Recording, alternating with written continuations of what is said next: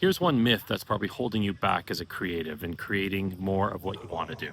And that myth is this: that if you had a lot more time on your hands, like I'm talking cabin in the woods for weeks kind of time, then you'll finally get that thing done.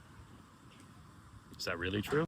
The reality is that most of us aren't using the time given to us, or we're seeing time in a way that is not serving us.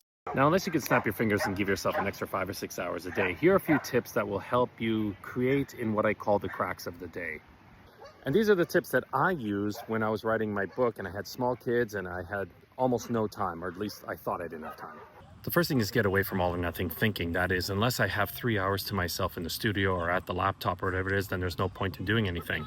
And that's a mistake, because any progress is still progress. So even if it's one line, even if it's just a few notes, even if it's just one little thing you added to the sculpture or animation, it's still progress.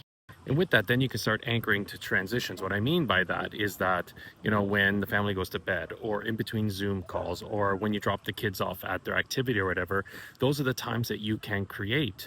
It doesn't have to be this grand Olympic-like opening for you to get stuff done. That is what I did. I spent a lot of time writing in the car, in the coffee shops, wherever it was, getting up early before my family does, or staying up a little bit longer. It's finding those little times in between transitions.